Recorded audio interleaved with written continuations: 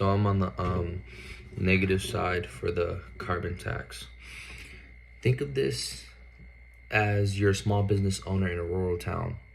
Gas prices are really high, electricity bills are high, and the supply chain costs are squeezing every single penny of profit out of you. Now, policymakers have proposed a carbon tax. It raises costs even more than before, and the worst part, it doesn't even guarantee a slight reduction in emissions. My name is Ricky, and I stand in strong opposition to the resolution. The United States should adopt a carbon tax. While this policy sounds like a step towards some progress, it is deeply flawed and an unrealistic approach to climate action today.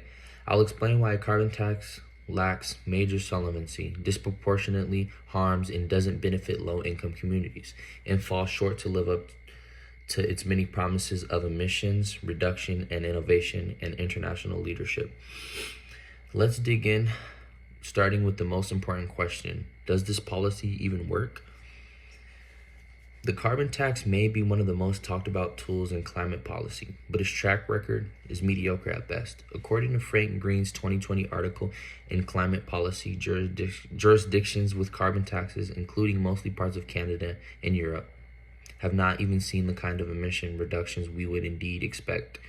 In fact, emissions in many cases of those places increased because the tax rates were way too low. Exemptions were widespread and polluters just simply passed the cost on to consumers without necessarily changing behavior. This is an extremely crucial solvency problem. A carbon tax doesn't require emission reduction. It hopes that pricing will influence behavior, but as Green emphasizes, without hard caps or mandatory limits, there's no guarantee emissions will fall at the scale or speed we need. So not only is this policy unreliable, it risks wasting precious time.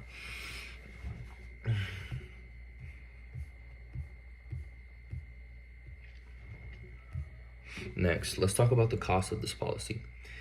Because they're not equally distributed, a carbon tax will definitely raise the price of gasoline, heating, and electricity. That might not matter much for a really wealthy urban household with access to solar panels, electric cars, but for low-income families, especially in rural areas, it's a completely different story. As Charles Stone from the Brookings Institution points out in his 2015 policy brief, a carbon tax is a regressive meaning. It hits the poor substantially harder than the rich. That's because low-income Americans spend a much higher percentage of their income on energy. Even if lawmakers promise to return most of the money through rebates or dividends, history shows that political systems rarely maintain those offsets over time. These policies tend to become permanent taxes without permanent support. The result: higher living costs, increased inequality, and potential backlash that undermines climate action entirely. Now let's directly respond to three major claims made by the affirmative side.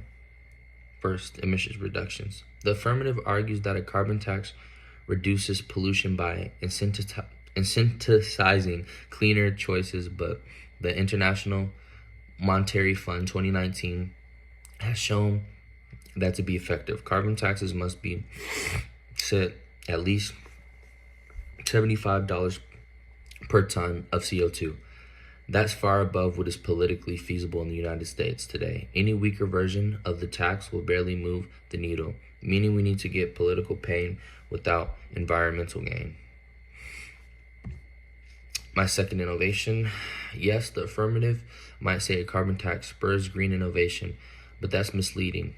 Innovation doesn't happen just because prices shift. It happens when the governments invest directly in research and development in carbon captured. Political scientist Matto Mildenberger argues that pricing carbon often reduces political will for public investment because leaders assume the market will fix everything, but markets don't build new energy systems on their own. If anything, we need more government funding, not less.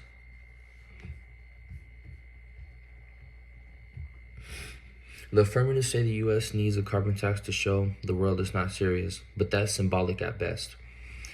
Global trust in the U.S. climate leadership isn't built on taxes, it's built on consistent action. If we implement a weak or unpopular carbon tax and it fails, we risk sending the opposite message that America talks big about but acts small. Leadership requires results, not just rhetoric. And now I'm just gonna say a short conclusion, wrapping up everything I just had brought up.